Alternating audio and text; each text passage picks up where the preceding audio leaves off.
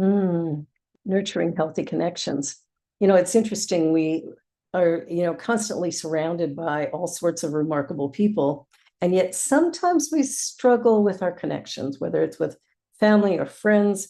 And so today we're going to talk a little bit about boundaries. We're going to talk a little bit about how to take that love that's in your heart and allow it to be the fullness of your expression. We have a quote today, I believe from Brene Brown. Participants who put true belonging into practice talked openly about their Nurturing healthy boundary connections. It's in fact, this research confirmed what I found in my earlier work. The clearer and more respected the boundaries, the higher the level of empathy and compassion for others. Fewer clear boundaries, less openness. It's hard to stay kind-hearted when you feel people are taking advantage of you or threatening you. That's Brene Brown. It's, when we look at our lives, I mean, sometimes we, forget how to use words like no, because we think, well, I should do this or I should do that.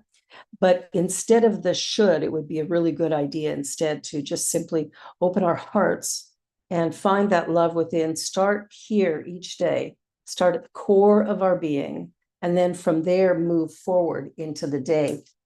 I wanted to start this morning by sharing one of the meditations for self-help that is in The Science of Mind by Ernest Holmes. And this one is on page 515, and it's Divine Companionship. I have an inner friend who walks and talks with me daily. It is not far off, but is within me, a constant companion. I shall never become lonely, for my friend is always near. I have to speak, and it answers. Before ever my lips spoke, it told me of its love. Oh, my kind friend, how dear to me is thy presence. The spirit within me is my friend. When I think about those words, I think about the value of companionship. And we know we have this inner aspect of ourselves that is so perfect, whole, and complete. And then we have the world out here, which sometimes causes us to react. And what we want to do instead is to begin to move forward with this journey, allowing ourselves to do what needs to be done. And so as we set boundaries, boundaries can be good, right? In fact, they're very, very good. And so I want to share a reading that also comes from Brene Brown, her book, Braving the Wilderness. Sorry. Let me just share this with you. There are always boundaries, even in the wilderness. When we commit to getting closer, we're committing to eventually experiencing real face-to-face conflict. Whether it's over dinner, at work, or in a grocery line, in-person conflict is always hard and uncomfortable. And when it comes to family, it's even harder and more painful. If your family is anything like mine, you've been required to summon love and decency in the face of emotions that range from minor frustration to rage. Now, maintaining the courage to stand alone when necessary in the midst of family or community or angry strangers feels like an untamed wilderness. When I get to the point where I am, screw this, it's too hard, I'm too lost, I hear Maya Angelou's words again. The price is high. The reward is great. I'll say that again. The price is high. The reward is great. But here's a question that came up for me during this research. Where's the line? Is there a line in the wilderness between what behavior is tolerable and what isn't? The reward may be great, but do I have to put up with someone tearing me down or questioning my actual right to exist? Is there a line that shouldn't be crossed? The answer is yes. Participants who put true belonging into practice talked openly about their boundaries. In fact, this research confirmed what I found in my earlier work. The clearer and more respected the boundaries, the higher the level of empathy and compassion for others. Fewer clear boundaries, less openness. It's hard to stay kind-hearted when you feel people are taking advantage of you or threatening you. So when we set boundaries, it's a simple thing. It's really about starting right here at the core of your being. And as you start there, to open yourself up to say exactly what you mean. If it is a yes, it's a yes. If it's a no, it's a no. And remember, no really is a complete sentence. You don't have to sit back and justify it or, sort of give a bunch of excuses why you're saying no, because that sometimes leads us to saying some little lies that, allow us to get out of whatever we're trying to get out of. But truth is far greater.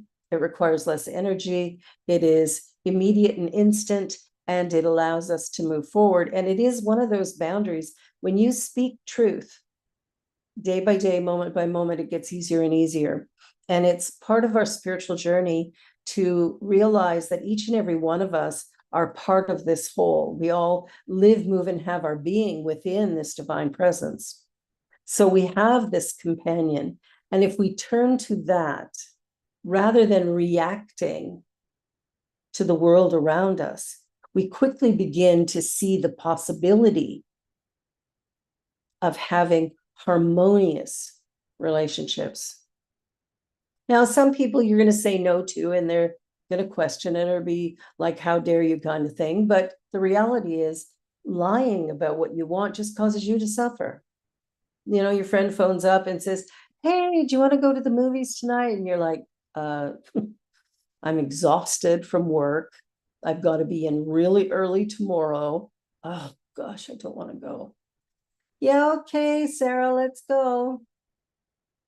And then there's resentment that she even asked. It's hard to enjoy the movie because already there's this idea that somehow I am stuck doing something that I don't want to do.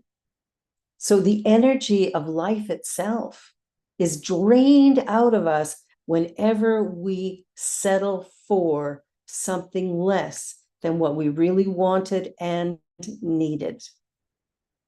Okay. Science, my point of view, is setting and maintaining boundaries is vital for honoring our spiritual journey and safeguarding our mental and emotional well-being. And we know this is true. You just bought yourself a new truck and your neighbor goes, hey, I'm moving in 2 weeks. Can I use your truck? And you're like, it's a new truck. I don't want to loan it. Or worse yet, I don't want to move you. But what do we sometimes say? Yeah, sure. How can I help? It's not something we want to do. And then when we do something we don't want to do, there's this resentment toward the other person. So it's hard to create harmonious relationships when in our mind we're holding a resentment, when we're thinking like, why would you ask somebody with a brand new truck to move you? Like, come on. And so we get into this thing in our head. Tell the truth and do it quickly. And when we set these boundaries where I agree to tell truth at all times, that's uncomfortable in the beginning. It's a little difficult to sit back and say, hey, I don't want to go shopping with you today. I don't want to go to the movies. But it's okay to say that. A little word pops up sometimes when we're in a situation where we'd rather say no. And the little word that pops up is should. Have you ever used that word? You ever thought that word in your mind where you're moving along and all of a sudden there's something coming up and you're going, I don't want to do it. I don't want to do it. I don't want to do it. But I should do it because, and we put that should in there. And I'm just going to say right now, if it's a should, it's probably a no. Shoulds are probably no's. So I want to invite you to really touch your heart and just know what you really want, what's really important to you. And then from there, to tell the truth. Tell the truth. One of the things I really, truly appreciate about my husband, well, there's many things actually, but one of the things that I've appreciated right from the beginning is if I get dressed in the morning and go, honey, what do you think? He'll go, no, it doesn't work. He'll tell me the truth. Honey, do you like this dress? No, actually, it doesn't quite suit you. And I love that, because a lot of times we'll go shopping with friends and we'll say, well, what do you think? And, it's like, I really like it. So you expect your friend to say they really like it. But if it looks terrible, your friend should say, no, it looks terrible. Have you ever seen somebody walk out of a washroom with their skirt tucked into the back of their pantyhose? Did you tell them? Or did you just walk away laughing? Or somebody walks out of the washroom and they got toilet paper stuck to the bottom of their shoe. Do you tell them? The thing is that we want to create these really remarkable, powerful lives for ourselves. And in the process, we're believing somehow that we need to, I don't know, give in to everything around us. But what does that say about what I feel about me? When I don't set a boundary, basically what I'm telling myself is that I can't trust myself, for starters. But secondly, that I am less important than someone else. But if we're all unique and special, if we're all part of this divine universe, if we're all one, how can I be less than? It's not even possible. I can't be less than. So we journey along with this sense of possibility and opportunity, and we try to figure out what's what. And it's so important to take the time to really check in. What do I need? Because when we don't meet our needs, we get angry, we get annoyed, we get frustrated, we get hurt. Because, they should have known what I wanted, needed, or they should have known. Have you ever thought that with your spouse or with a neighbor or your best friend? It's like, well, they should know. They don't know. You have to tell them. You got to speak the truth. You got to shout it out from the rooftops. In The Science of Mind, talks about boundaries extend beyond the physical realm. They also involve mental and emotional spaces, shaping the thoughts we allow into our consciousness. Thoughts that go into our subconscious.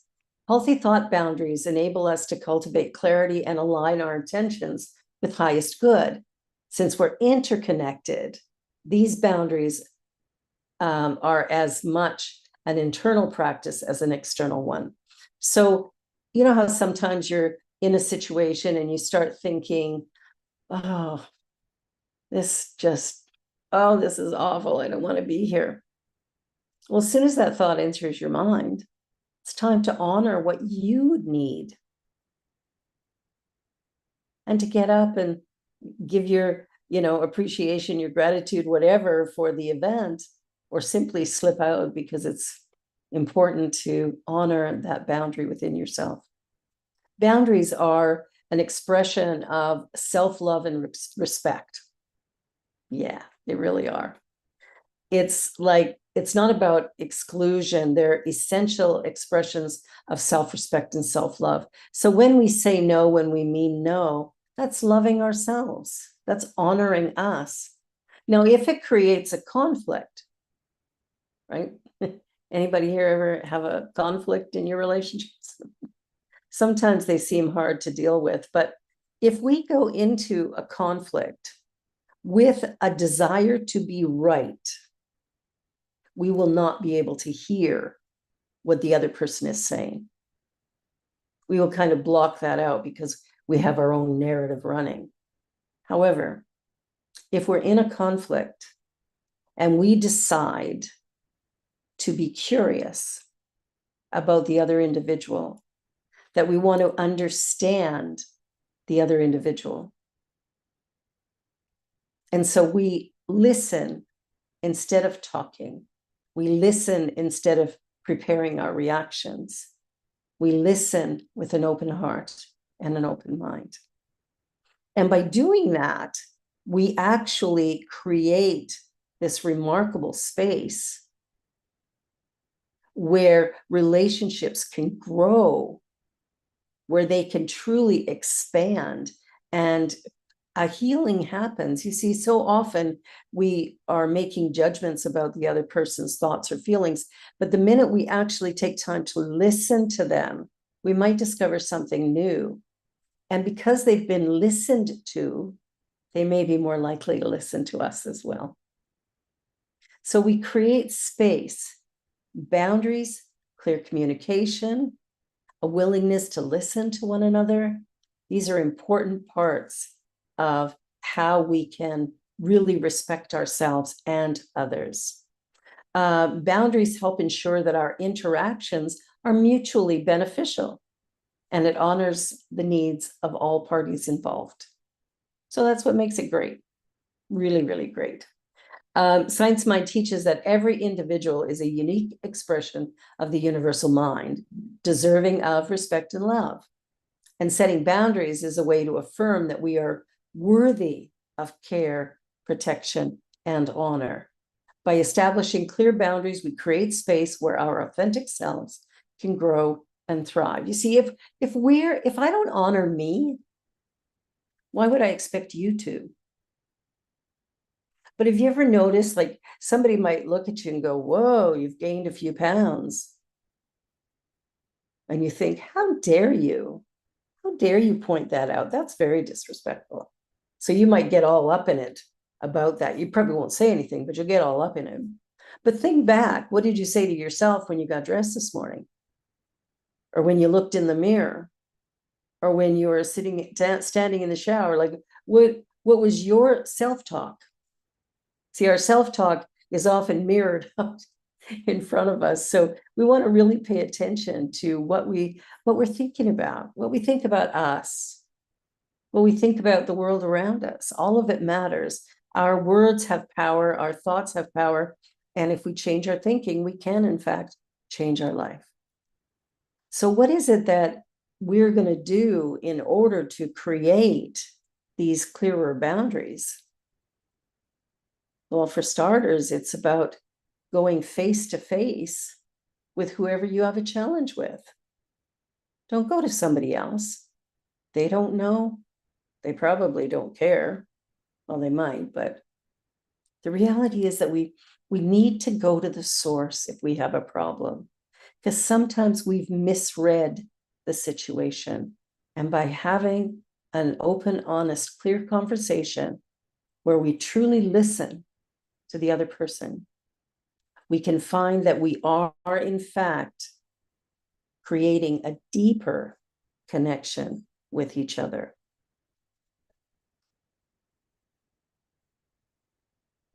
See, once we work through the discomfort, once we work through the challenge, what we've done is we've opened space for a real loving connection where we love ourselves, we love others, and we're able to connect that all together. Establishing our boundaries is really important to our spiritual growth. Like, how can we grow if we're hiding something, especially from somebody really close to us, which tends to be sometimes the people we hide things from? I don't want to tell them that or her that. It's like, or them that. It's like, I don't know.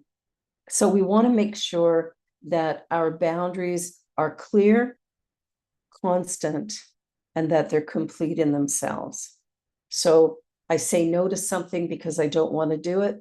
No is a complete sentence. Barbara, do you want to go shopping this afternoon? No, thank you.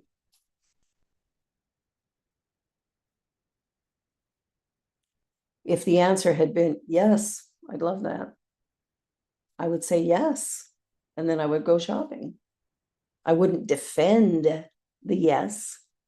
But when we say no, we sometimes go, well, I'm a little bit tired from doing the service, or, oh, I really need to have a rest. Oh, yeah. We start making excuses. We start coming up with things that really have no weight, no bearing, have no, they really don't matter in the long run. And we start making excuses, and we start making excuses. If we can't find good ones that are going to get us out of this thing, then we sometimes make up excuses that aren't true. And that would be a lie. And when we tell lies, there's something inside of us that feels like, oh, it's like a little icky. So we want to avoid that if we can. So the safeguard, to safeguard our mental and emotional well-being, and creating the space necessary to focus on our spiritual practice and our personal development, because we got to do both, right? And clear boundaries are going to help in both places, because it helps to remove distractions and negative influence that can take us off the path, like telling those lies. That kind of takes us off the path. Then we start feeling guilty or ashamed, and we don't want to do that. That's not taking us where we want to go. As spiritual beings and as human beings, we are constantly growing and evolving. And boundaries help to set up a sacred environment where this growth can really flourish. And by setting the limits and honoring our needs, we create a nurturing space of reflection, prayer, and mindfulness, allowing us to deepen our connection with the divine. And when my connection feels really, really strong, then I'm able to meet you in that strength. I'm not afraid of you. I'm not worried about what you have to say. I'm connected with the divinity inside of me. I can feel it in my bones, and I can feel it in my thoughts. It's something that's so deep and so beautiful that I don't want to let it go. And so I tell the truth. I set boundaries, and I do what needs to be done to honor the path that I'm on. So this is where we're, working with. We start with us. I met a woman, I know I mentioned this before, but I met a woman in the pet store, and she said, yeah, when I left the house today, I decided to leave with my soul leading. And I thought, what a beautiful way to leave the house. I'm gonna lead with this soul leading energy, which means I'm going to connect with everybody around. Her and I had a lovely conversation. She had a lovely conversation with the clerk at the store. And it was interesting to watch how that happens with this one intention that she set to come into community where we're having a conversation that's really uplifting and beautiful, all about this spiritual stuff. And it's like the more we cultivate it within ourselves, the more it's out in the world, taking us where we want to go. And remember, healthy relationships are rooted in respect and understanding, and clear boundaries are really about maintaining these functions or these foundations. So really, really important. And it needs to happen in your personal life, your professional life. You need to be true to yourself, because if you're not, others won't be. There has to be a strength in you that believes in you, that believes in you enough that you actually can do what it is you really want to do. Now, for a call to action today, just ask yourself where you may need some boundaries in your life. Identify what drains your energy and also what nourishes you. Because when you find those things out, it makes it easier to realize where the boundaries need to be set. Once you've pinpointed them, stand firm. Enforcing boundaries is self-respect, right? You got to love you if you want somebody else to love you. Honor yourself by making your well-being a priority. Okay? Taking time to love you, to spend time with you, to nurture you, to care for you. Creating self-love through boundary setting is a profound way to align with your divine nature. And as we embrace our individuality with deeply engaging with others, we create sacred space for personal and spiritual growth. So let's honor ourselves and each other with love, respect, and clarity. That's the journey, is to, when we're in a conflict, for example, to just take a breath and stop. And then bring love forward and watch how understanding or something unfolds from there. So take the time to really be with you, to figure out, who you are, where you are, what you are, and what you need moving forward, because that's the big one. What do I need? Who am I? What is important? How do I do it? Where am I going? We get lonely. We have lots of questions. And truthfully, this is true for all of us. It isn't one person who has this. We all struggle. And sometimes we struggle with the idea of God itself. What is it? Where is it? How come it isn't changing my life for me? And the reality is we are one with this divine presence. And in that oneness, we have the power, the wisdom, the strength to do what needs to be done. And also our intuition, that still small voice will always lead us in the right direction. So on that note, let's take a little minute in a small meditation just to anchor these ideas. So I take a breath and I relax my body and my mind. And I choose love. I choose to love myself deeply without apology. I take a breath and I remember to do my spiritual practice every day, for I love myself that much. It is in reading, in meditation, and in prayer that I find that inner strength.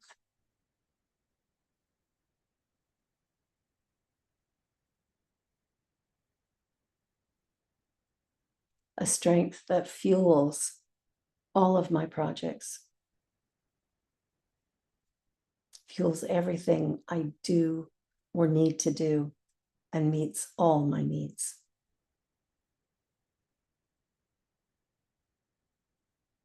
I feel rewarded. I feel joyful. And I accept that all is well. This is the truth. And so it is.